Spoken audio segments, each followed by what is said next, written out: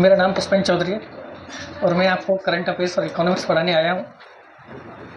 और शायद राजस्थान के एक आध ऐसा जिला बचा है जहाँ मैंने अभी तक पढ़ाया नहीं है। लगभग पूरे राजस्थान के अंदर मैं भ्रमण कर चुका हूँ अभी तक, और आगे पता नहीं कहाँ तक भ्रमण करने वाला हूँ मैं, है ना। तो आज बताओ, सबसे पहले करंट अफेयर्स से स्टार्ट करते हैं या फिर इकोनॉमिक्स से? करंट अफेयर्स से करें स्टार्ट।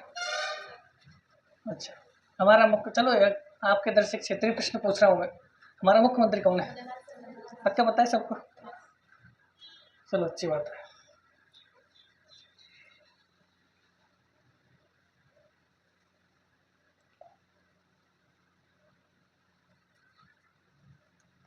और इतने विद्यार्थी हैं, कुछ आ रहे हैं अभी?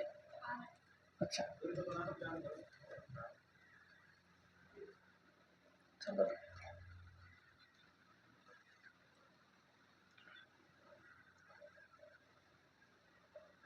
देखो, अभी कल आपका सिलेबस जारी किया गया है सीईटी का।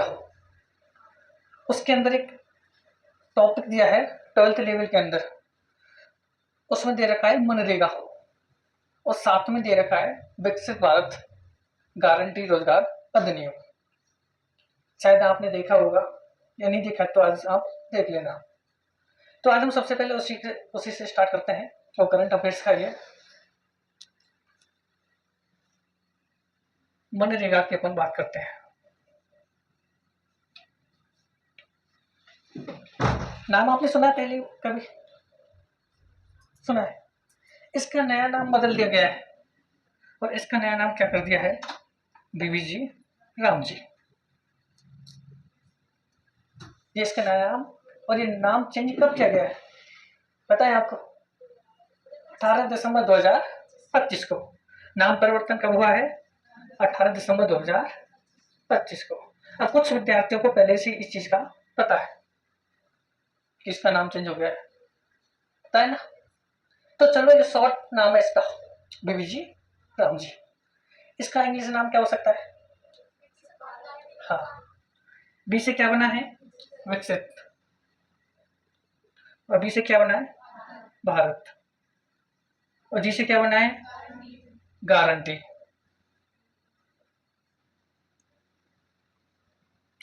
और आर से क्या बना है? रोजगार। और ए से आजीविका।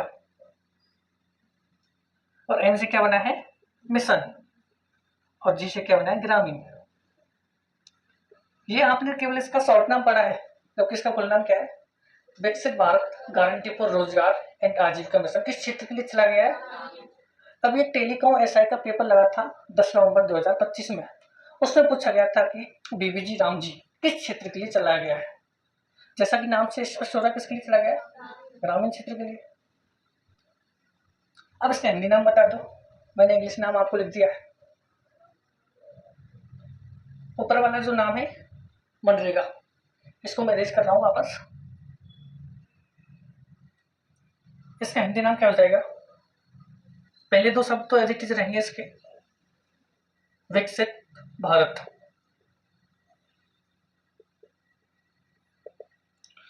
फिर अपन का रोजगार और आजीविका, रोजगार और आजीविका।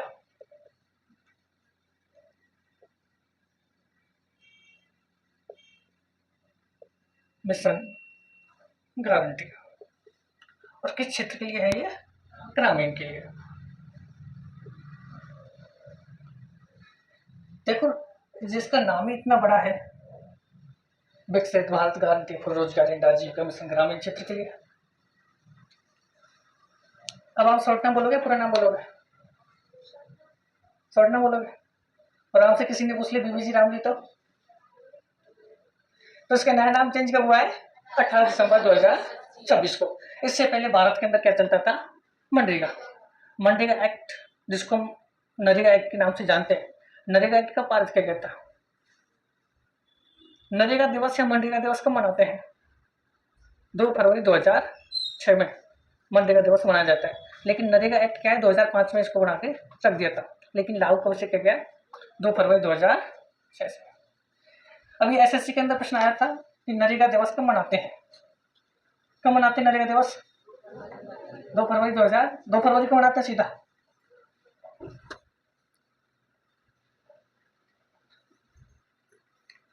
अब जैसे कोई भी चीज चलती है तो उसका कोई ना कोई उद्देश्य जरूर होता है। जैसे आप सब यहाँ आए हो, आपका उद्देश्य क्या है? पढ़ना। और अब मैं यहाँ आया हूँ तो मेरा उद्देश्य क्या है? आपको अच्छे से पढ़ाना। तो ऐसे ही जैसे कोई योजना चलती है तो उसका कोई ना कोई उद्देश्य होता ही है। अब आप बताओ, कहीं आपने पढ़ा हो कि इसका उद्देश्य क्या है, इसको क्यों चला गया है? पहले आपने सुना था कि नरेगा के अंदर लोगों को रोजगार दिया जाता था। क्या इसके अंदर देखने को मिल रहा है? बहुत कम मात्रा में देखने को मिल रहा है वही चीज। लेकिन इसके अंदर पहले केवल एक चीज चलती थी, कार्य दिया जाता था, लेकिन इसके अंदर आपके पास 4 चीजें ऐड की गई हैं। पहले तो मजदूरी दी जाती थी, अब इसके अंदर 4 चीजें कौन कौन सी जोड़ी गई हैं, हम उनकी बात करते हैं।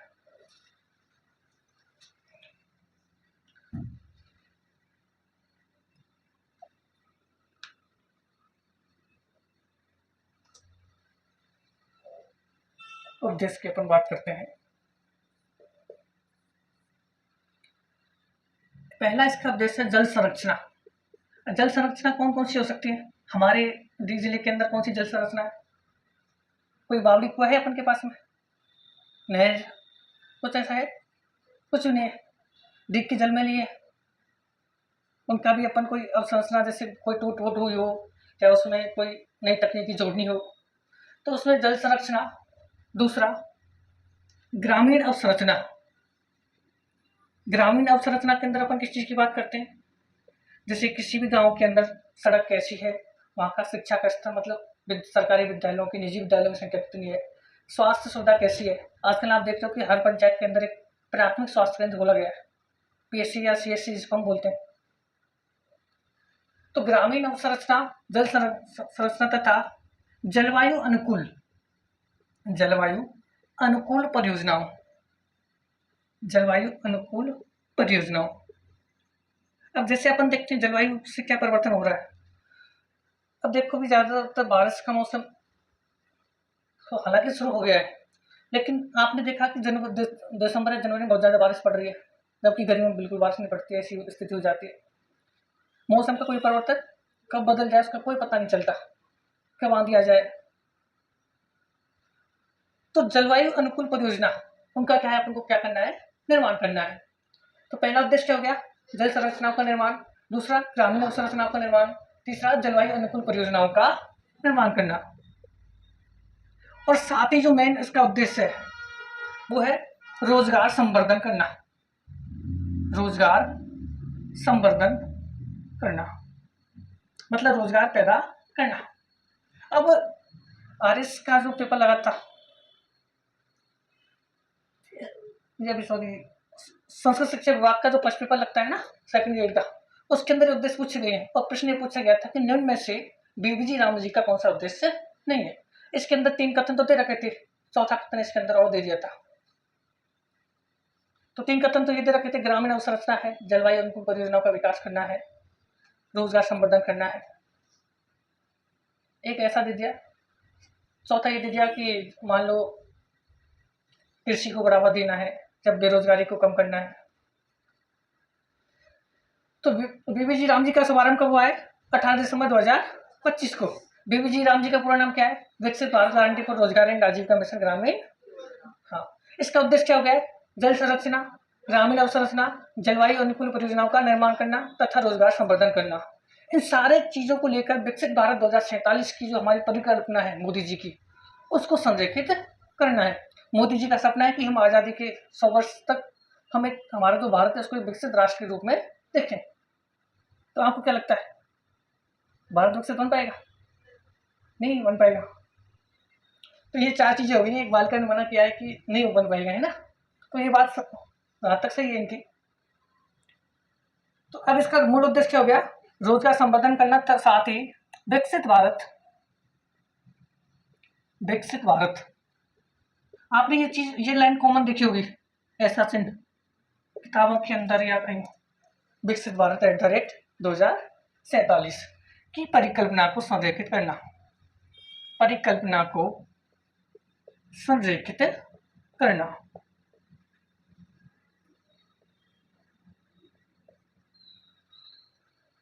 अब इसके अंदर 4-5 चीजें आ गई हैं। विकसित भारत का भी हम सपना देख रहे हैं।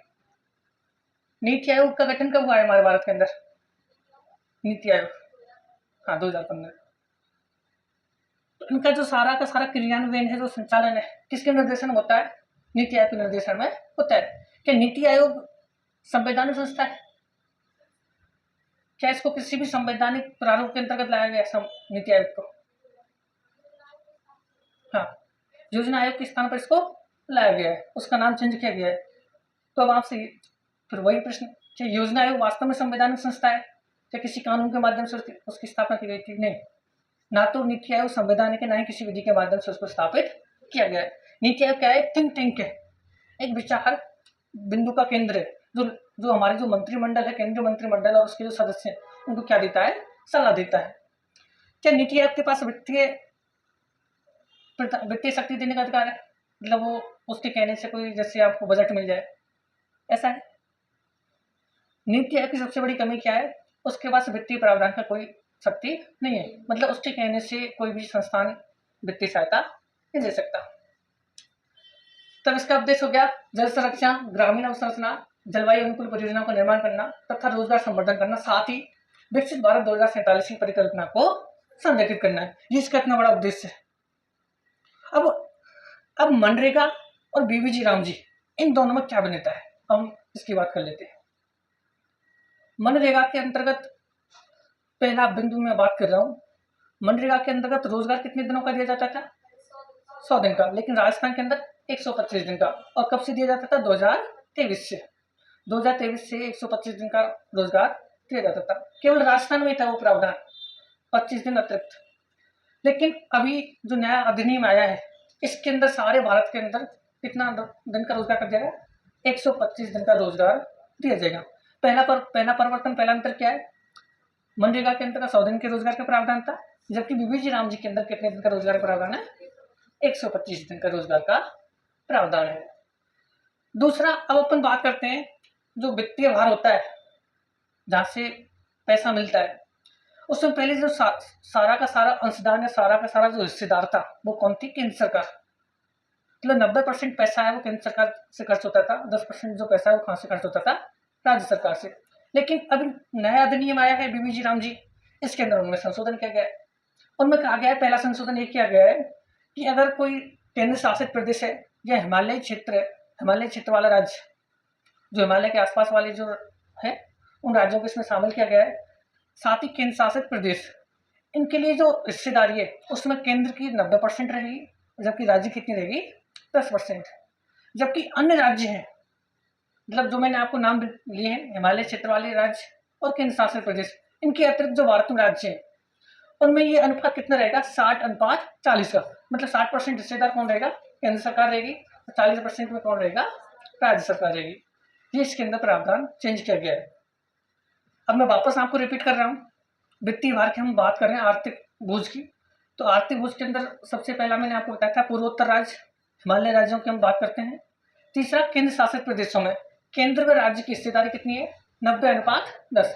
90 केंद्र की हिस्सेदारी और 10 राज्य की। जबकि अन्य शेष राज्यों में कितना अनुपात है? 60:40 का। 60 किसका है और 40? तो ये इसके अंदर चेंज किया गया है। अब तीसरा हम बात करते हैं, तीसरा जो महत्वपूर्ण परिवर्तन है, नरेगा क्या है? नियमित रूप से चलता था, लेकिन बीवीजी राम जी के अंदर अवकाश का प्रावधान किया गया। अवकाश मतलब बीच में छुट्टी भी होगी इसमें। अब छुट्टी क्यों रखी गई है? इसके पीछे कारण है, देखो ये ग्रामीण क्षेत्र के लिए चलाई गई है। ग्रामीण क्षेत्रों में कभी जब कृषि का बुवाई होती है, कटाई होती है, खेतों में जब काम चलता है, खेतों को बोने का और फसलों को काटने का, तो उस समय मजदूरों की आवश्यकता होती है, और मजदूर चले जाएंगे मनरेगा में, तो फिर वहाँ खेतों में काम कौन करेगा? तो इसलिए ये एक नया परिवर्तन इसमें किया गया है कि जब कृषि कार्यों को कटाई या बुवाई हो रही होगी, तो उस समय विशेष अवधि में 60 दिन का अवकाश इसके अंदर निर्धारित किया गया है। तीसरा परिवर्तन क्या हो गया? अवकाश की इसके अंदर प्रावधान रखा गया। कितने दिन का? 60 दिन का, और निर्धारित समय के अनुसार उसको अवकाश दिया जाएगा। जब कृषि की बुवाई होगी, दूसरा कृषि की कटाई होगी, तो उस समय अवकाश दिया जाता है, ताकि जो मजदूर है वो आसानी से मिल सके और कृषि कार्य संपन्न हो सके। चौथा, हम प्रावधान के अंतर बात करते हैं। पहला मैंने प्रावधान क्या बताया था, रोजगार के दिनों में बढ़ोतरी। दूसरा, आर्थिक भार की मैंने आपको बात की थी। तीसरा, अवकाश की इसके अंदर घोषणा की गई है। चौथा हम बात करते हैं मजदूरी जो भत्ता है, जैसे कोई कर्मचारी या इसके अंदर मनरेगा के अंदर काम करता है, कोई भी व्यक्ति हो, तो पहले क्या है 15 दिन के अंदर पेमेंट उसको दिया जाता था। मतलब भुगतान व्यवस्था है उसमें भी क्या परिवर्तन किया गया। मतलब जो सरकारी कर्मचारी होते हैं उनकी तो मंथली सैलरी आती है, मनरेगा के अंतर्गत 15 दिन में सैलरी आती थी, लेकिन इस नई प्रावधान के अंतर्गत केवल 7 दिन के अंदर आपका जितना 7 दिन का काम हुआ है उतना पेमेंट आपके खाते में आ जाएगा। उसमें कितनी छुट्टी काटी है आप लोगों ने, आप गए हो नहीं गए हो, उसके हिसाब से आपका पेमेंट कितने दिन के अंदर आ जाएगा, केवल 7 दिन के अंदर। तो साप्ताहिक भुगतान व्यवस्था का इसके अंदर प्रावधान किया गया है। चौथा बड़ा परिवर्तन ही आ गया।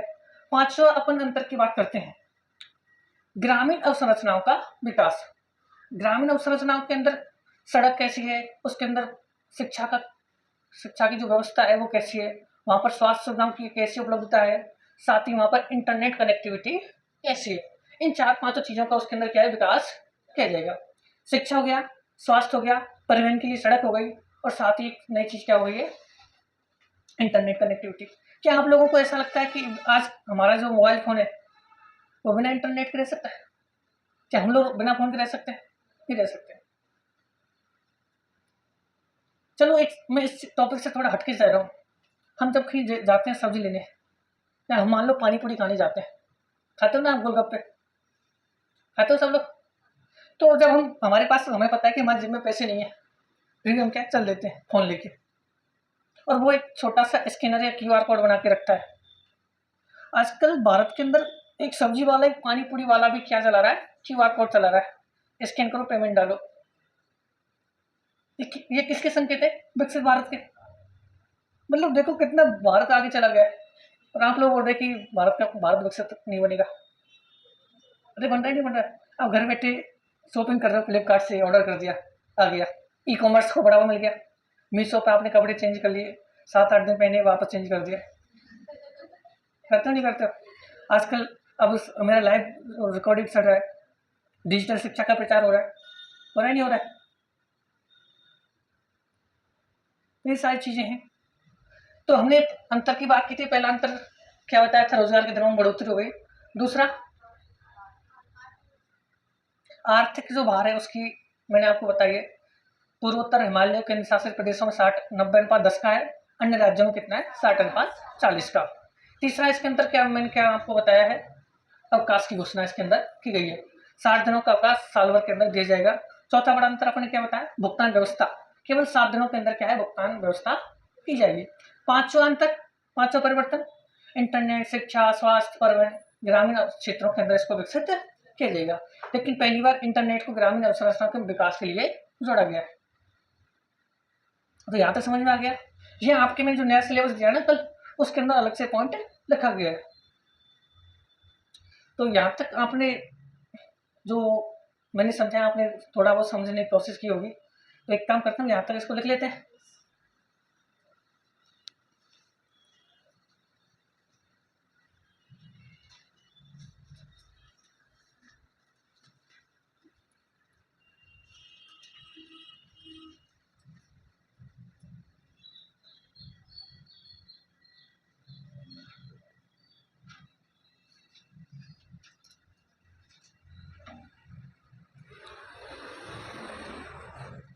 अच्छा, मैंने आपको पहले ऑलरेडी इसकी फुल फॉर्म बता दी है, लिख सकते हैं इसका फुल फॉर्म? चलो लिखो, है ना, साथ में नीचे भी इसको इसकी फुल फॉर्म को लिख रहा हूँ। ये कब आया है, 18 दिसंबर 2025 को।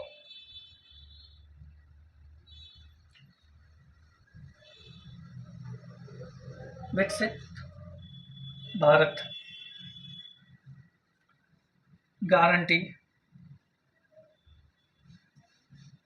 फॉर रोजगार एंड आजीविका मिशन ग्रामीण।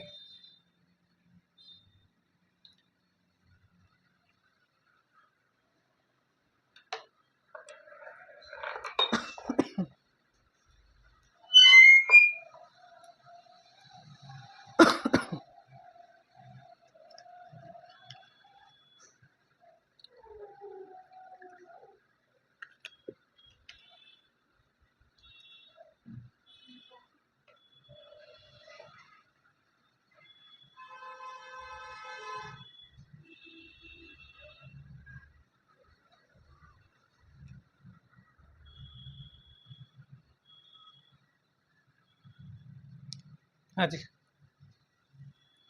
नाम लिख लिया इसका पूरा नाम। अब इसके नीचे आप हेडिंग बनाओगे उद्देश्य।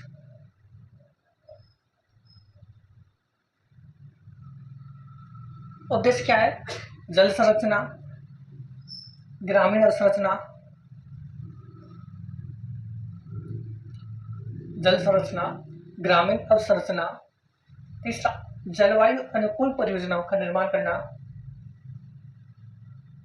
जलवायु अनुकूल परियोजनाओं का निर्माण करना तथा रोजगार संवर्धन करने के साथ तथा रोजगार संवर्धन करने के साथ तथा रोजगार संवर्धन करने के साथ रोजगार संवर्धन करने के साथ विकसित भारत रोजगार संवर्धन करने के साथ विकसित भारत @2047 की परिकल्पना को रोजगार संवर्धन करने के साथ विकसित भारत @2047 की परिकल्पना को संरेखित करना है। संरेखित करना है।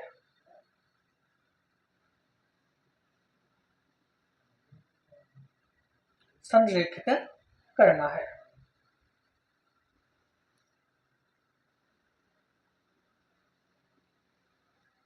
अब आप हेडिंग बनाओगे इसके नीचे, मनरेगा और बीबीजी रामजी में भिन्नता।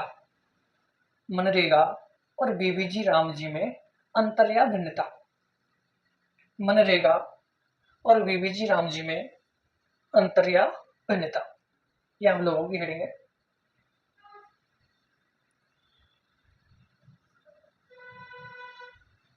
पहला अंतर लिखो इसके अंदर। पहला पॉइंट, रोजगार के दिनों में बढ़ोतरी। रोजगार के दिनों में बढ़ोतरी।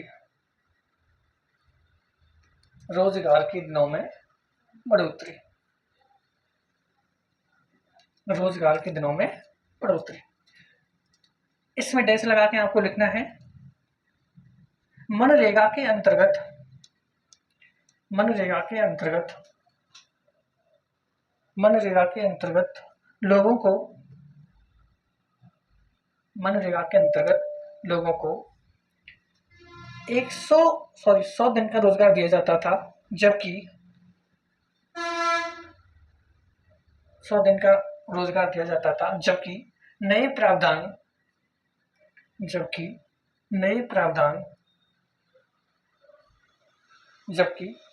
प्रावधान बीबीजी रामजी के अंतर्गत जबकि नए प्रावधान बीबीजी रामजी के अंतर्गत 125 दिन का रोजगार दिया जाता है।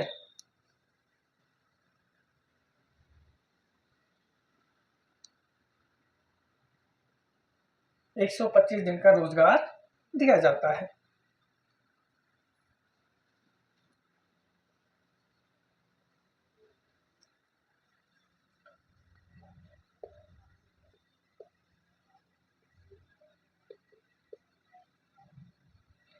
दूसरा अंतर आप लिखोगे वित्तीय भार। दूसरा आप अंतर लिखोगे वित्तीय भार। वित्तीय भार के अंतर्गत हम बात करते हैं, पहले इसके अंदर सब पॉइंट बनाते हैं। उसमें आप लिखते हैं केंद्र शासित प्रदेश, केंद्र शासित प्रदेश, कौमा पूर्वोत्तर राज्य, कौमा हिमालय राज्य, कौमा हिमालय राज्य, कौमा हिमालय राज्यों में वित्तीय भार 90:10 का रहेगा। अर्थात बीबीजी रामजी के अंतर्गत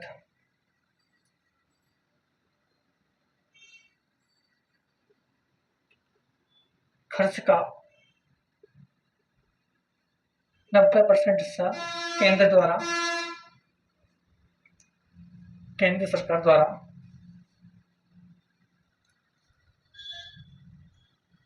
तथा 10% हिस्सा तथा 10% हिस्सा राज्य सरकार द्वारा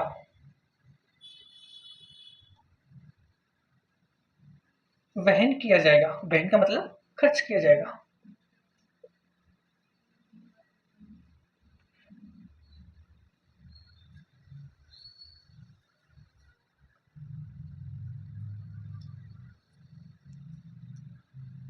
इसके अंदर दूसरे सब पॉइंट की बात करते हैं। अन्य राज्यों में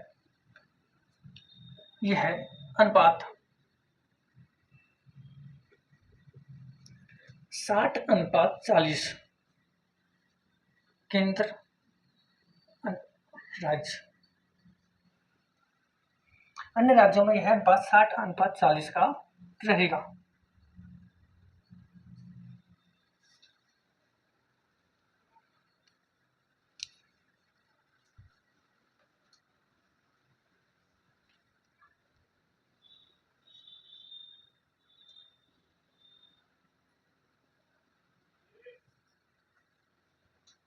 लिख लिया था सबने?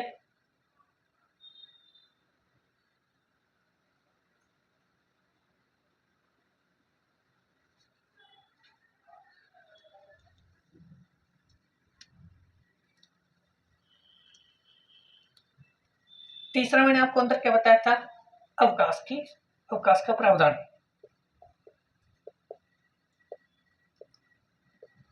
तीसरा अंतर क्या बताया मैंने? अवकाश का प्रावधान।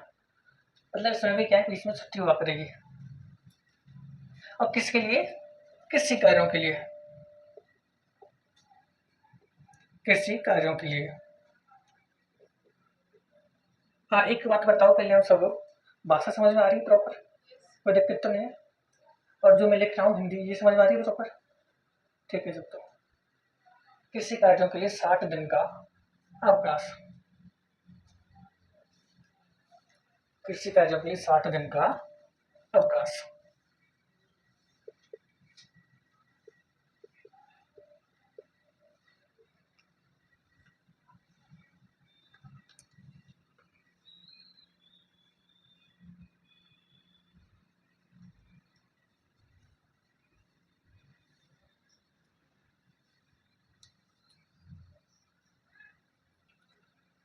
इस नीचे लिखने आपको लाइन चेंज करें।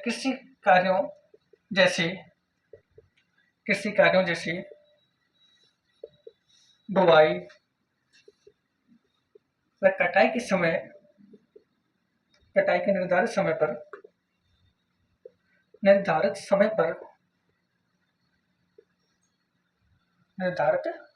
पर 60 दिन का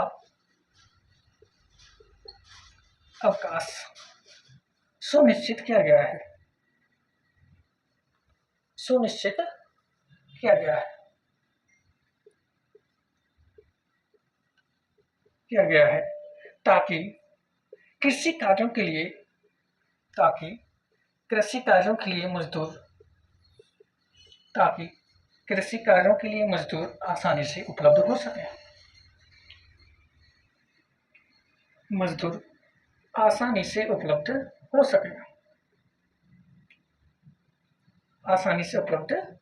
सके। ये इसके अंदर नया प्रावधान जोड़ा गया है। जबकि पिछले जो ओपन का बीबीजी मनरेगा था, उसके अंदर ऐसा कोई भी परिवर्तन या अवकाश की घोषणा नहीं थी। जो लाभ है इसमें हानि है, लाभ मिलेगा। इससे जल्दी से जो कृषि कार्य हैं वो संपन्न हो जाएंगे। क्योंकि आजकल आप देखते हो कि कभी बारिश हो जाती है, कभी ओलावृष्टि हो जाती है। ज़्यादातर हम ऐसी स्थिति देखते हैं कि जब गेहूँ पककर तैयार हो जाता है, मतलब कटा हुआ होता है, कटने का समय होता है, तब या तो बहुत ज़्यादा बारिश होती है, ज़्यादा होती है ओलावृष्टि, तो क्या होती है, फसल नष्ट हो जाती है। इस वजह से उसको उन कार्यों को जल्दी संपन्न करवाने के लिए क्या है, अवकाश की घोषणा कर दी गई है। यहाँ तक लिख लिया सबने? चौथे अपन अंतर की बात करते हैं। चौथा अंतर कौन सा है? भुगतान व्यवस्था। भुगतान व्यवस्था के अंदर अपन बात करते हैं। साप्ताहिक भुगतान व्यवस्था। साप्ताहिक भुगतान व्यवस्था।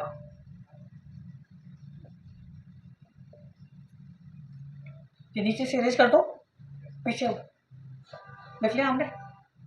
चलो,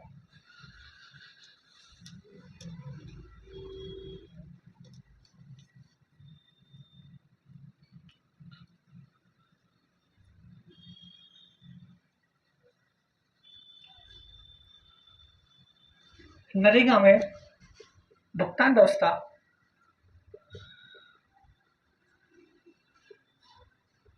15 दिन में होती थी,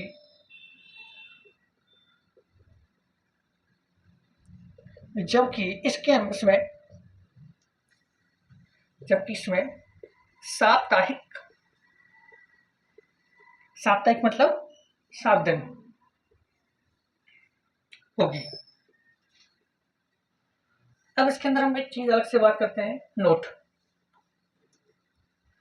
एक डायरी बनती है, मनरेगा डायरी, श्रमिक डायरी बनती है, मतलब जिसके माध्यम से जो अपन लोगों को क्या मिलता है इसके अंतर्गत, रोजगार मिलता है, नहीं मिलता।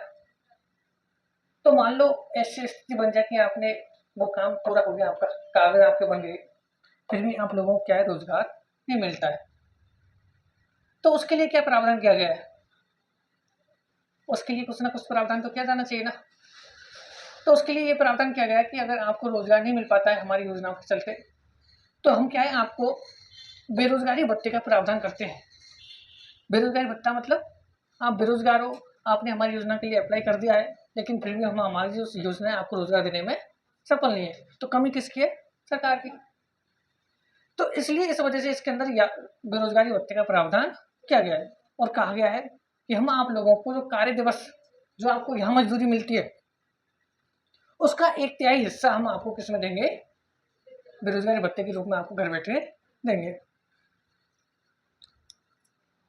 नोट के अंदर आपको लिखना है, कार्य ना मिलने पर, कार्य ना मिलने पर बेरोजगारी भत्ते का प्रावधान, बेरोजगारी भत्ते का प्रावधान, अर्थात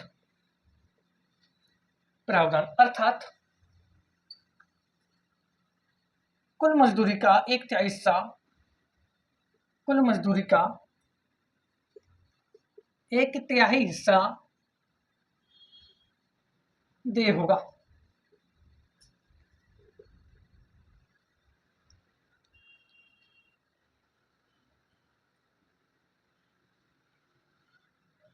अब ये तो हो गया आपका बेरोजगारी भत्ता। अब दूसरी स्थिति अपन की बन जाती है, दूसरी स्थिति ये बन जाती है कि जैसे आपका घर है यहाँ है और आप लोगों से बोलते हैं कि आपका यहाँ से 10 किलोमीटर दूर क्या है, आप हमारे यहाँ काम करने आओगे योजना के अंतर्गत। तो आप 10 किलोमीटर दूर, 15 किलोमीटर दूर आप जाओगे काम करने, तो सीधी बात है कि आप सक्षम नहीं हो, किराया लगेगा, आने जाने का टाइम भी लगेगा। तो इसके अंतर्गत एक प्रावधान और किया गया है, यात्रा भत्ते का। अगर आप जो कार्यस्थल है उसकी, अगर आपके घर से 5 किलोमीटर से अधिक दूरी है, कार्यस्थल की घर से 5 किलोमीटर से अधिक दूरी होने पर यात्रा भत्ते का भी प्रावधान किया गया है। मतलब आने जाने का भी आपको क्या मिलेगा? किराया। और कब मिलेगा?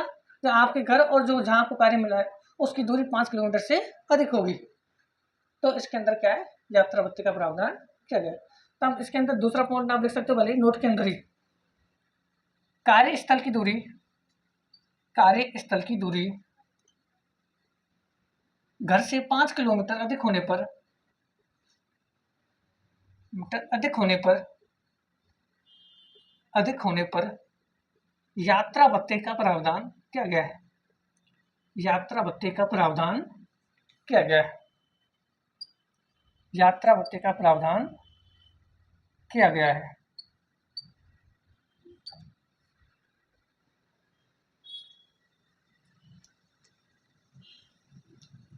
तीन अंतर अपन ने पढ़ लिए हैं, 4 नहीं 5-6 और लिख लेते हैं।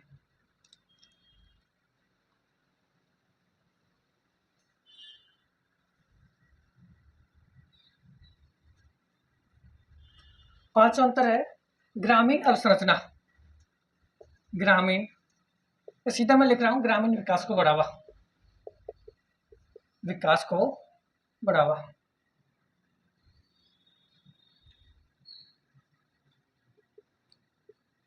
विकास को बढ़ावा। इसके इसमें इसमें क्या क्या चीज़ आएगी बताओ। पहली शिक्षा के अपन बात करते हैं। दूसरा, अगर आप लोगों की शिक्षा की बात हो जाती है, फिर अपन किसकी बात करते हैं, स्वास्थ्य की। स्वास्थ्य के अंतर्गत मतलब आपके पास आसपास में या तो कोई प्राथमिक स्वास्थ्य केंद्र है, पीएचसी जिसको हम बोलते हैं, प्राइमरी हेल्थ क्लिनिक, या सीएचसी है छोटा सब, जहाँ मान लो किसी की चोट लग गई अचानक और अस्पताल आपसे दूर है, तो वहाँ उसका प्राथमिक उपचार किया जाता है ताकि वो घायल व्यक्ति वहाँ तक घटना हॉस्पिटल तक पहुँच जाए। तो इसमें शिक्षा, स्वास्थ्य। और तीसरा, अपन जब हम जाएंगे अस्पताल से दूसरे अस्पताल में, तो किसकी आवश्यकता पड़ती है, परिवहन की, सड़क की। तो परिवहन के अंदर किसकी बात की है, सड़क। और साथ ही पहली बार इसके अंदर जोड़ा गया है, साथ ही इंटरनेट कनेक्टिविटी, इंटरनेट कनेक्टिविटी का विस्तार।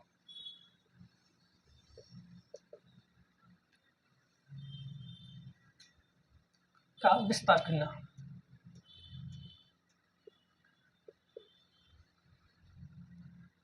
ये नीचे वाला पार्ट इरेज कर दूं।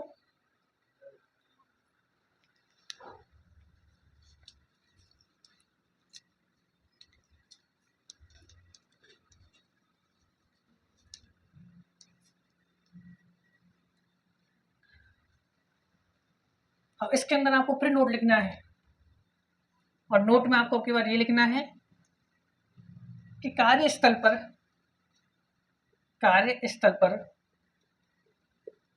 महिलाओं के लिए सुरक्षित वातावरण,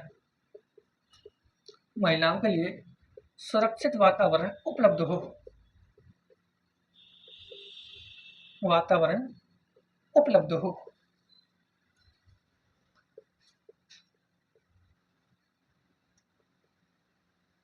ये इसके अंदर है।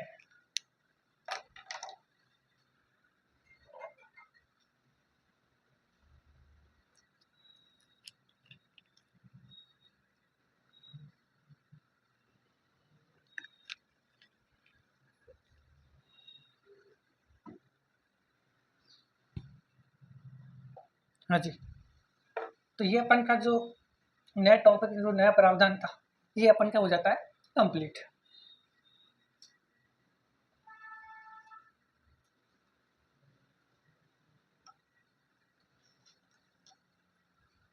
तो पहले तो ये बताओ, आप लोगों को ये याद हुआ या नहीं हुआ?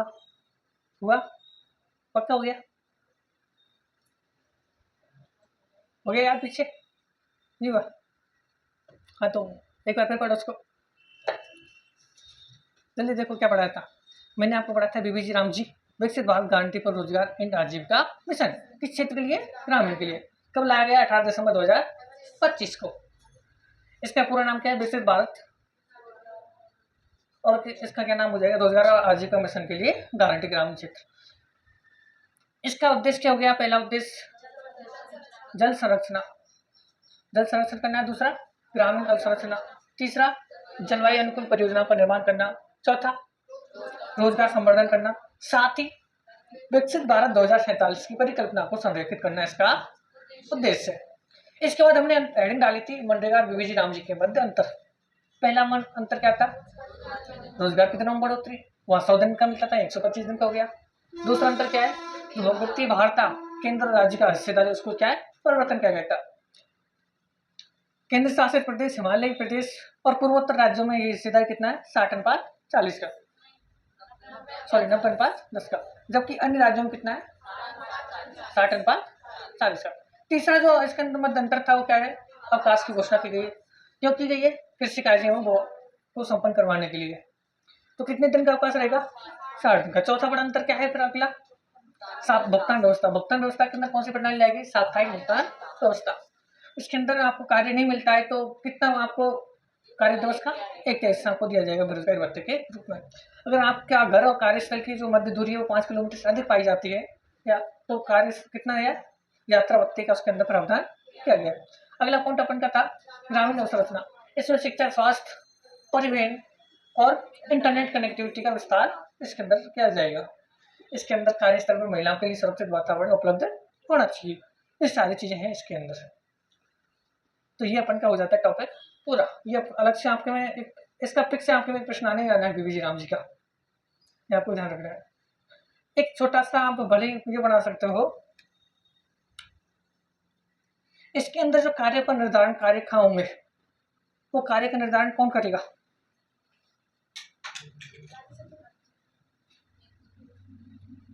कार्य का निर्धारण गांव में होगा, कोई गांव में काम होगा तो किसके आधार पर होगा? ग्राम पंचायत की अनुमति से।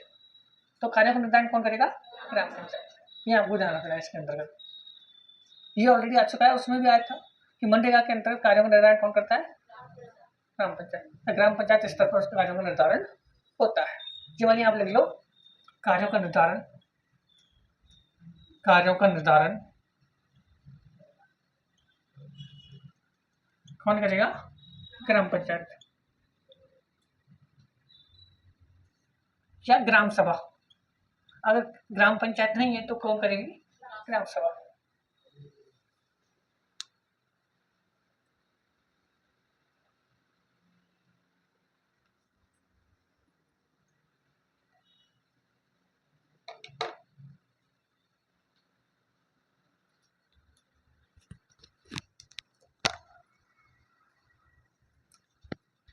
हेलो हेलो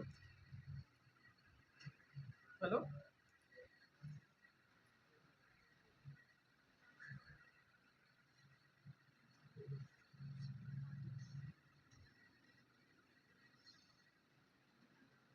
दूसरा आप हेडिंग बना लो, गांव ग्वाल योजना। गांव ग्वाल योजना, गांव ग्वाल योजना, गांव ग्वाल योजना।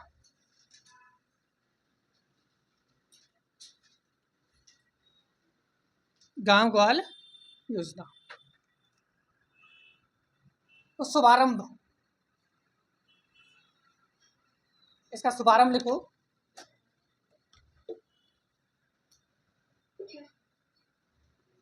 शुभारंभ लिखो 22 फरवरी 2026। 22 फरवरी 2026। कौन सी योजना है? गांव ग्वाल योजना। कब शुरू हुई है? 22 फरवरी 2026 को। इसका हेडिंग बना लो उद्देश्य। इसी के अंदर क्या बना लो? उद्देश्य।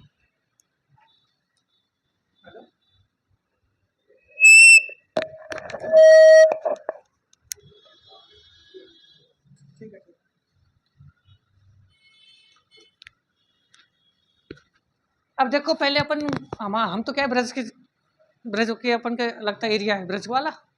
तो पहले भगवान कृष्ण क्या है? गाय चराते थे, चराते थे नहीं? उनको क्या बोलते हैं अपन? ग्वाला। तो गांव ग्वाल योजना के अंतर्गत जो प्राचीन गौचारण की जो परंपरा थी उसको क्या है? पुनर्जीवित करना है। इसका मूल उद्देश्य क्या है? प्राचीन गौचारण परंपरा को पुनर्जीवित करना।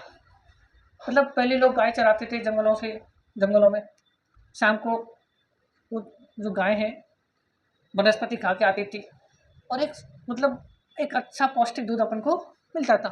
आजकल की जो गाय हैं घर में बंधी होती हैं, उनको अपन क्या है, जो भूसा या चारा होता है उसको उनके साथ मिला के खिलाते हैं, चाहे वो पौष्टिक है या फिर वो जो जंगलों में खा पी के आती है। हाँ, तो पहला क्या हो गया? मूल उद्देश्य इसका क्या हो गया? प्राचीन गौचारण परंपरा को पुनर्जीवित करना। एक तो ये उद्देश्य हो गया। दूसरा अपन देखते हैं इससे हटके, दूसरा अपन इससे हटके देखते हैं। अभी जैसे हम जाओगे तो इधर उधर सड़क पर आप देखोगे कि दो गाय आपस में लड़ रही हैं, दो बैल आपस में लड़ रहे हैं, या आपस में कुछ गाय जो गौवंश है वो आपस में लड़ रहा है, और उस लड़ने की वजह से क्या है वहां पर कोई सड़क हादसा हो जाता है। तो दूसरा इसका मूल उद्देश्य क्या हो गया? दूसरा मूल उद्देश्य हो गया कि आवारा गौवंश के आपसी झगड़े के कारण जो होने वाली दुर्घटना उनमें कमी लाना। और कमी कैसे आएगी? क्योंकि उनको सबको इकट्ठा करके खबीज दिया जाएगा, गौचारण के लिए जंगलों में भेज दिया जाएगा। तो आवारा गौवंश के कारण होने वाली दुर्घटनाओं में कमी लाना। इसके दो उद्देश्य हो गए। पहला, प्राचीन गौचारण परंपरा को पुनर्जीवित करना है। दूसरा, आवारा गौवंश की आपसी झगड़े की आपसी दुर्घटना से होने वाली रात में कमी लाना।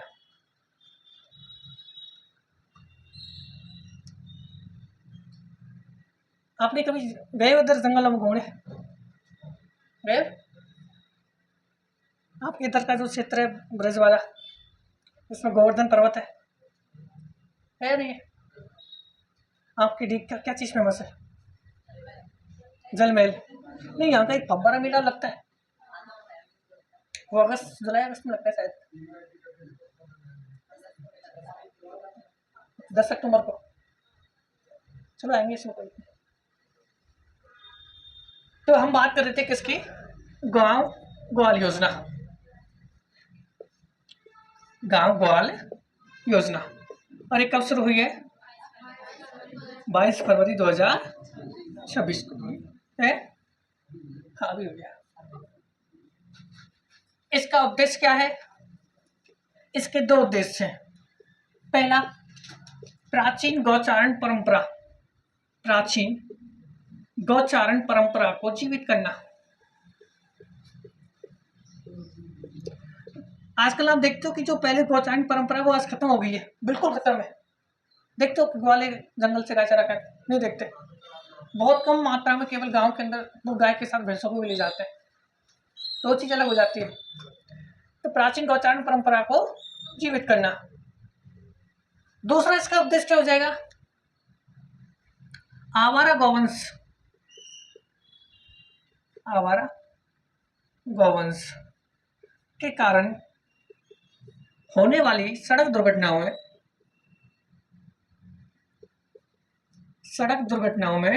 कमी लाना,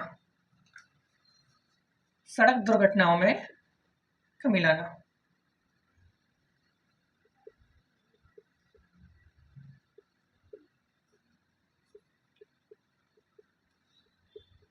शुभारंभ कब हुआ है?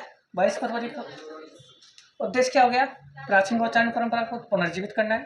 दूसरा, आवारा गौवंश के कारण होने वाली सड़क दुर्घटनाओं में कमी लाना।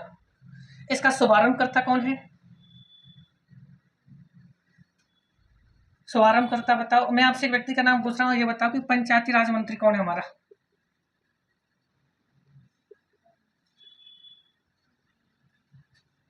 या शिक्षा मंत्री कौन है हमारा?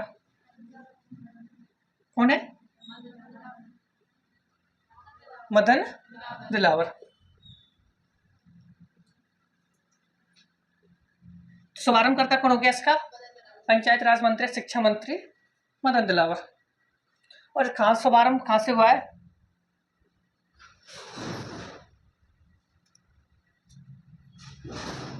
कोटा,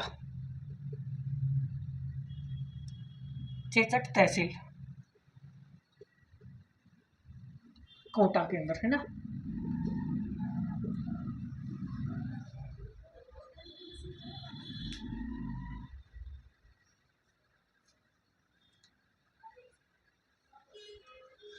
चेचट तहसील कोटा के यहाँ से इसको शुभारंभ किया गया है।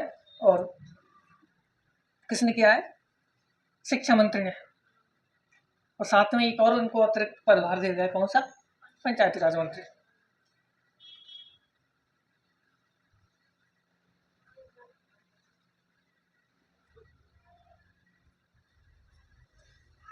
ठीक है, यहां तक आ गया समझ में? इसके दो उद्देश्य है। शुभारंभ करते हैं, आपको पता लग गया। स्थान कहां से हुआ है? चेचट तहसील कोटा। अब इसके अंदर हम बात करते हैं प्रावधानों की। प्रावधान, अब प्रावधान आप लोग पहले सुनो। पहला प्रावधान यह है कि 70 गायों का समूह बनाया जाएगा और उस पर क्या है? एक ग्वाला नियुक्त किया जाएगा। मतलब 70 गायों पर एक ग्वाला नियुक्त किया जाएगा और उसे प्रति माह 10,000 रुपये का मानदेय मिलेगा। मतलब उसको सैलरी कितनी मिलेगी? 10,000 रुपये की। वापस रिपीट कर रहा हूँ, 70 गायों पर एक ग्वाला नियुक्त किया जाएगा और उसका जो मानदेय है, जो सैलरी है, वो कितनी दी जाएगी? 10,000 रुपये। साथ ही प्रथम चरण में 14 गांव के अंदर इसको शुरू किया गया है। तो प्रथम चरण में कितने गांव में इसको शुरू किया गया है? तीसरा, अब जो इसके अंदर जो सैलरी मिलेगी वो कहाँ से मिलेगी? राजस्थान सरकार देगी या भारत सरकार देगी? इसके अंतर्गत जो सैलरी दी जाएगी 10,000 रुपये मानदेय, 70 गायों पर एक ग्वाला नियुक्त किया जाएगा। तो इसकी जो सैलरी है वो किस कोष से दी जाएगी? ना तो राज्य सरकार देगी, ना ही केंद्र सरकार।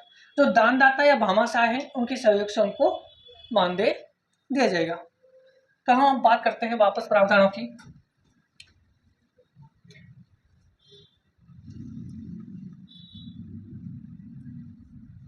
पहला इसके अंदर प्रावधान क्या है, 70 गायों पर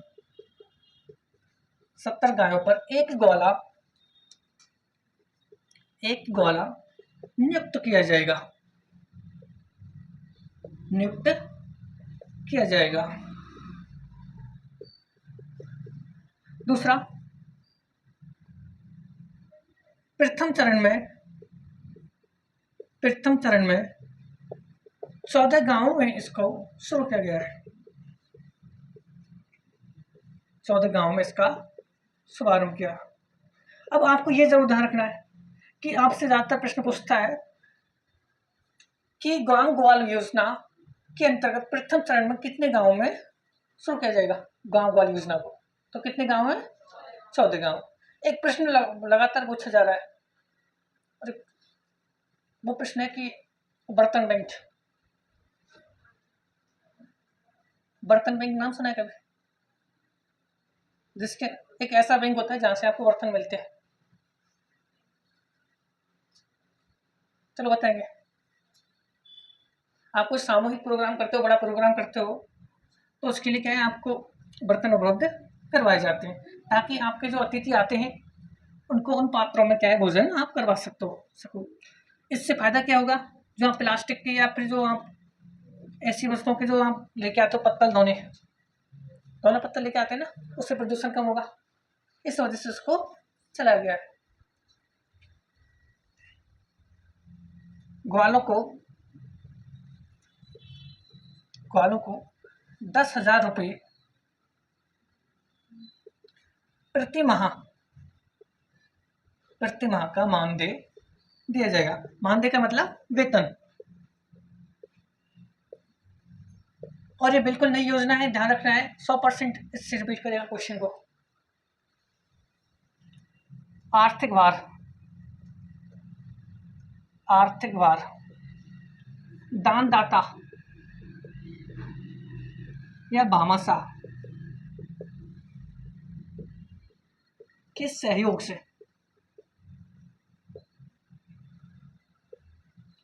अब आर्थिक भार किसके ऊपर पड़ेगा, या तो पड़ेगा दानदाता या भामाशाह के सहयोग से इसको शुभारंभ किया गया।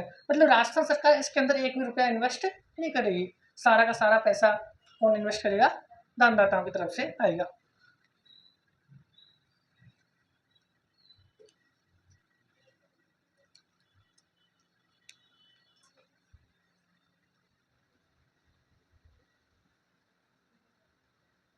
लिख लिया सबने यहां तक?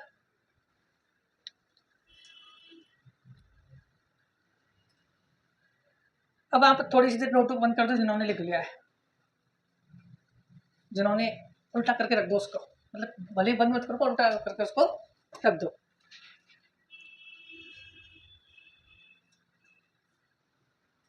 हमने अभी एक नई योजना पढ़ी थी, क्या नाम है उसका, गांव ग्वाल योजना। सब मेरी तरफ देखो, उधर कोई नहीं देखेगा जिन्होंने लिख लिया है। गांव ग्वाल योजना कब शुरू की गई है? इसका उद्देश्य क्या है? 2 उद्देश्य कौन कौन से हैं? पहला, प्राचीन गोचारण परंपरा को जीवित करना है। दूसरा, आवारा गौवंश के कारण होने वाली सड़क दुर्घटनाओं में। शुभारंभ करता कौन इसका? मदन दिलावर का पद कौन सा है? एक तो शिक्षा मंत्री है, दूसरा पंचायती राज मंत्री है। तीसरा, इसके अंदर हम अंतर की बात करते हैं। तीसरा, इसका जो शुभारंभ स्थानों का है, चेचक तहसील कोटा, यहाँ जिला की याद कर लो, कोटा के अंदर। प्रथम चरण में कितने गांव में इसका शुभारंभ किया गया? 14 गांव में। इसके अंदर कितनी गायों पर एक ग्वाल नियुक्त किया जाएगा? हाँ। और इसके अंदर जो मानदेय के जो अंतर्गत जो आर्थिक भार किस पर पड़ेगा? दानदाता भामाशाहों पर इसका आर्थिक भार पड़ेगा। यहाँ तक आ गया समझ में? ये योजना इतनी सी है। अब हम अगली योजना की बात करते हैं।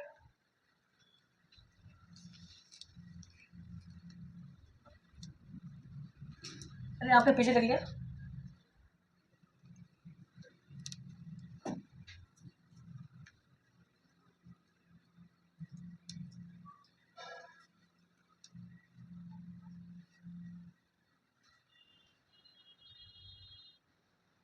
अब अपन एक और योजना की बात करते हैं, बहुत अच्छी है। अच्छी इसलिए है कि ये स्वयं के रोजगार के लिए भी है, पर्यटन की दृष्टि से भी अच्छी है, ग्रामीण आय के लिए भी इसको बहुत बेहतर विकल्प के रूप में आप दे सकते हो। इसका नाम है राजस्थान होम स्टे या पेइंग गेस्ट योजना। केवल अभी नाम बता रहा हूँ, अभी आपको उसके बारे में कुछ समझ में नहीं आएगा। Rajasthan home stay, Rajasthan home stay. इसका दूसरा नाम क्या है? पेइंग गेस्ट, पेइंग गेस्ट योजना। और ये शुरू की गई है हमारी 20 फरवरी 2026। कब शुरू की गई है? 20 फरवरी 2026। अब इसके बारे में पहले आप लोग कहानी सुन लो।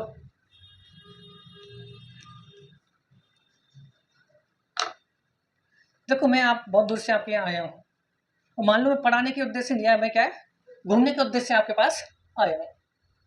अब मान लो मुझे किसी कारणवश मैं इस क्षेत्र में किसी व्यक्ति को जानता नहीं, और मुझे क्या यहाँ पर रुकना पड़े। मैं पर्यटन या घूमने की दृष्टि से आया हूँ, पर्यटन को बढ़ावा मिल रहा है आपके क्षेत्र में, और किसी कारणवश क्या है, मुझे यहाँ रुकना ही पड़ा। तो उसके लिए राजस्थान सरकार ने जो अतिथि आते हैं, पर्यटक आते हैं, उनको रहने की सुविधा देने के लिए इस योजना का शुभारंभ किया गया है। इसके अंतर्गत कोई मकान है, मतलब अगर जैसे ये हमारी बिल्डिंग है, इसके अंदर मान के चलें कि इसके अंदर 12 कमरे हैं, और 12 कमरों में से केवल 2 या 3 रूम इसके अंदर अपन यूज ले रहे हैं, बचे कुछ रूम क्या है, खाली है। तो इस योजना के अंतर्गत हम जो अपन के जो बचे शेष रूम में जो अपन के काम नहीं आ रहे हैं, उनको इस योजना के अंदर अपन दर्ज कर सकते हैं, जिसके माध्यम से हमारी क्या है, आय बढ़ेगी। अब अपन इसको जैसे रजिस्टर करेंगे ऑनलाइन SSO पे, तो आपको इस योजना के अंतर्गत आपको जोड़ा जाएगा, और कोई भी पर्यटक जो आपके आसपास घूमने आए हैं, वो मोबाइल के माध्यम से या कोई भी आसपास किसी व्यक्ति से पूछ के आपके यहाँ रुकने आ सकता है। अब कोई व्यक्ति आएगा, एक तो पर्यटन को बढ़ावा मिल गया, दूसरा आपके जो घर में जो रूम काम नहीं आ रहे थे, वो आपके रूम काम आ जाएंगे। अब काम क्यों आएंगे? इसके बदले में आपको सामने वाला क्या देगा, रुपये देगा। तो दूसरा, ग्रामीण आय में बढ़ोतरी हो गई। पहला, पर्यटन को बढ़ावा मिल गया, ग्रामीण आय में वृद्धि हो गई। अब इसके अंदर प्रावधान ये किए गए हैं,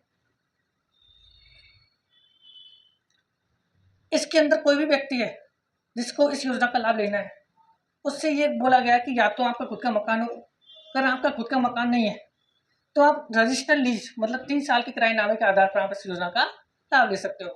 और उसके अंदर कहा गया है कि आप अधिकतम 8 कमरों का इसके अंदर रजिस्ट्रेशन करवा सकते हो। अगर 8 से ज़्यादा अगर आपके मकान में खाली रूम पड़े हैं, उनका रजिस्ट्रेशन नहीं होगा। केवल अधिकतम कितने रूमों का होगा, 8 का, और एक रूम में आप अधिकतम 3 बेड लगा सकते हो। मतलब पेइंग गेस्ट योजना के अंतर्गत कुल कितने बेड होंगे, 24 बेड, मतलब 8 रूम है, प्रत्येक रूम के अंदर ये बोला गया कि आपको कितना, 3 बेड अधिकतम बचा सकते हो। तो कितना क्षमता हो गई, 24। अब इसके अंदर हम बात करते हैं, इसके अंदर रहने की 2 प्रकार की सुविधा, उसको 2 श्रेणियों में बांटा गया। पहला है गोल्ड। गोल्ड का जो किराया है वो रखा गया है 2000 रुपये। कोई व्यक्ति आपके पास आता है, आपसे बोलता है कि मुझे पेइंग गेस्ट योजना के अंतर्गत गोल्ड श्रेणी का रूम लेना है, तो गोल्ड श्रेणी के अंदर आपको एक तो AC देना पड़ेगा, और एक आपको देना पड़ेगा इंटरनेट, और जो नॉर्मल जो सारी व्यवस्थाएं जैसे रहने की, बैठने की, वो तो आपको देनी देंगे। तो गोल्ड श्रेणी के अंदर किराया कितना है, 2000 रुपये एक दिन का, 24 घंटे का किराया कितना हो जाएगा, 2000 रुपये। इसके अंदर AC और इंटरनेट को आपको अनिवार्य जगह है। जबकि दूसरा है सिल्वर, इसके अंदर आपको सामान्य रूम जैसा आप उनको सामने वाला आदमी रख सकते हैं, और जो मूलभूत आवश्यकता है स्नान वगैरह की, वो आपको देनी पड़ेगी। तो इसके अंतर्गत 2 प्रकार के श्रेणी हो गई, एक हो गया गोल्ड हो गया। गोल्ड के अंदर किराया कितना है, 2000 रुपये, और सिल्वर के अंदर किराया कितना है, 1000 रुपये। कितने दिन का, केवल एक दिन का, 24 घंटे का। अब जैसे मान लो कोई विदेशी पर्यटक आपके यहाँ घूमने आ गया, तो मान लो कभी कभी हम ये सोचते हैं कि अखबारों में पढ़ते हैं कि आतंकवादी हमारे देश के अंदर घुसा है, आते हैं, सोचते हैं ऐसा। अब जैसे कोई अपन का जो भारतीय निवासी है, उसको तो आपको रख लेना है। जैसे कोई विदेशी पर्यटक आपके यहाँ रुकने आए, तो उसकी आपको जो सोचना है वो जिला पर्यटन विभाग के अंदर आपको देनी होगी। तो यहाँ आप उस विदेशी मेहमान को आप अपने यहाँ रोक सकते हो। तब हम लिखते हैं वापस, ये आपने समझा है। इसका उद्देश्य,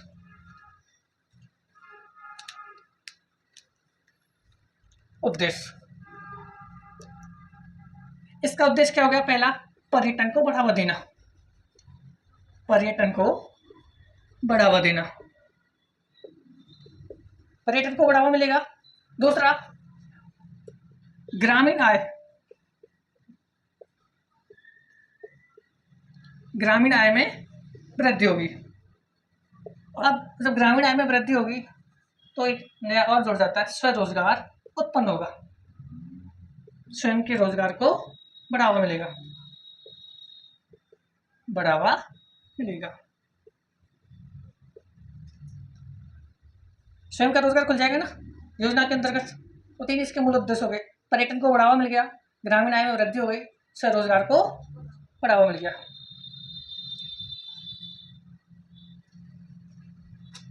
पंजीकरण,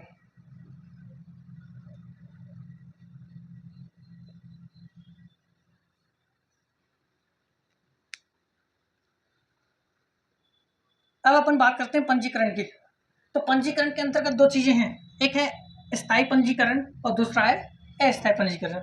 तो अस्थायी पंजीकरण, अस्थायी पंजीकरण, इसमें मैं कुछ लिखाऊंगा, आप आपको भी लिखना नहीं है ना। दूसरा है स्थायी पंजीकरण, स्थायी पंजीकरण। इस जैसे आज आपने आवेदन किया आज के दिन, तो आगामी 7 दिन तक आपको कौन सा पंजीकरण मिलेगा? अस्थायी। कौन सा पंजीकरण दिया जाएगा? अस्थायी।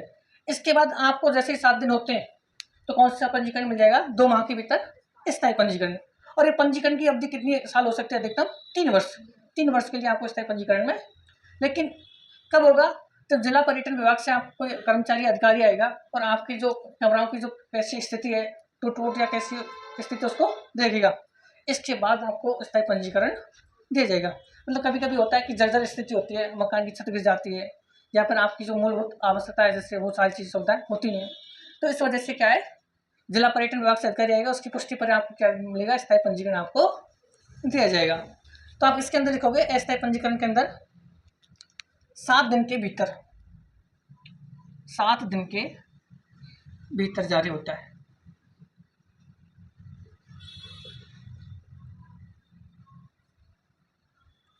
दो माह के अंदर। दूसरा है स्थायी, 2 माह के अंदर जिला पर्यटन विभाग, जिला पर्यटन विभाग की अनुशंसा पर, इतना ही लिख लो ना, जिला पर्यटन विभाग। वैधता 3 वर्ष, वैधता कितनी होगी? 3 वर्ष तक। वैधता कितनी है? 3 वर्ष तक। मतलब एक बार आपको स्थायी पंजीकरण मिल गया है तो आपको फिर 3 वर्ष तक कुछ इसके अंदर नहीं करना है। ये ऊपर वाला पार्ट इरेज कर दो, इसका हेडिंग जो बनाई है हमने, इसको।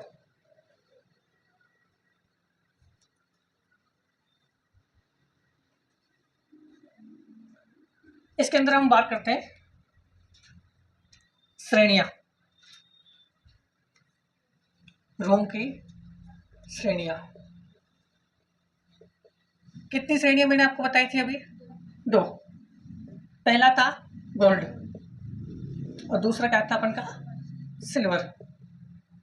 गोल्ड का जो किराया है वो कितना है? 2000 रुपये प्रतिदिन, प्रतिदिन। और सिल्वर के अंदर जो किराया है वो कितना है? 1000 रुपये प्रतिदिन।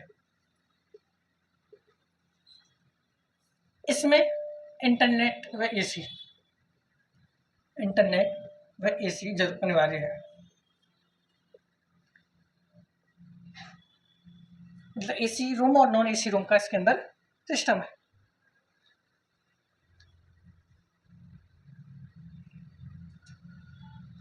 उद्देश्य को, इसको उद्देश्य वाला जो हिस्सा है इसको रीड कर दो।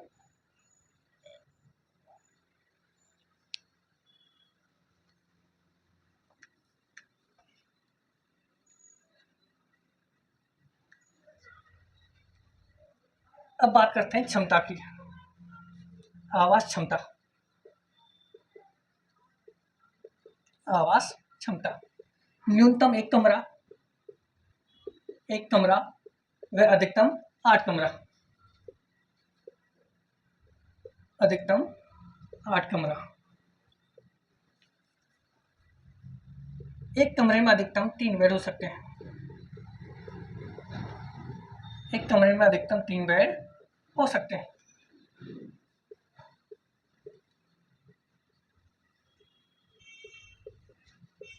कुल 24 हो सकते हैं।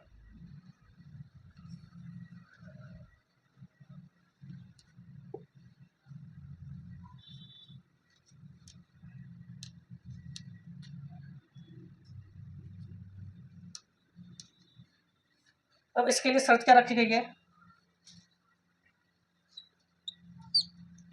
शर्त रखी गई है, लाभार्थी का स्वयं का मकान हो, लाभार्थी का स्वयं का मकान हो या न्यूनतम 3 वर्ष का रजिस्टर्ड किराएनामा हो। रजिस्टर क्या हो? किराएनामा हो। ये इसके अंदर शर्त रखी गई है।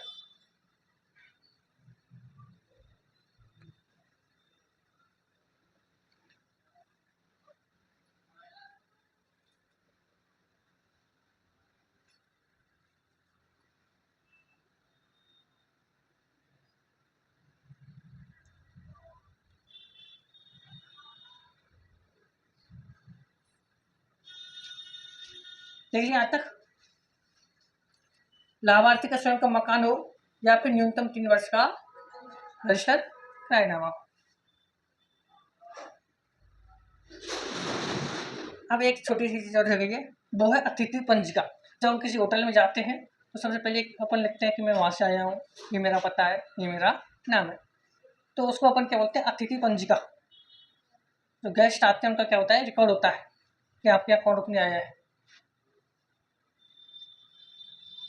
तो अतिथि पंजिका को कम से कम 7 वर्ष तक की जो अतिथि पंजिका का रिकॉर्ड है उसको आपको सुरक्षित रखना है।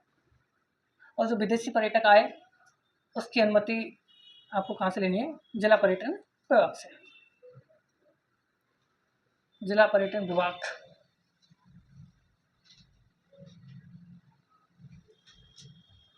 ऊपर से इसको रेज कर दो, ऊपर वाले पार्ट को।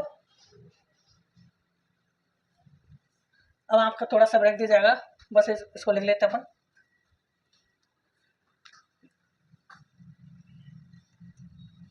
अतिथि पंजिका। अतिथि पंजिका। अतिथि पंजिका की अपन बात करते हैं तो 7 वर्ष तक का रिकॉर्ड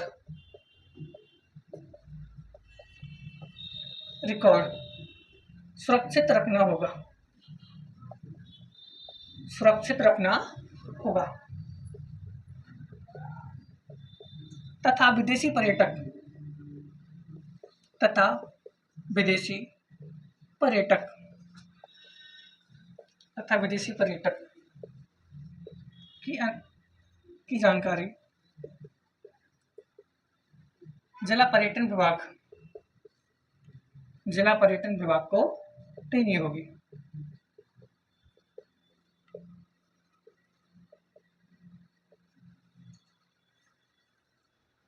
जिला पर्यटन विभाग को देनी होगी।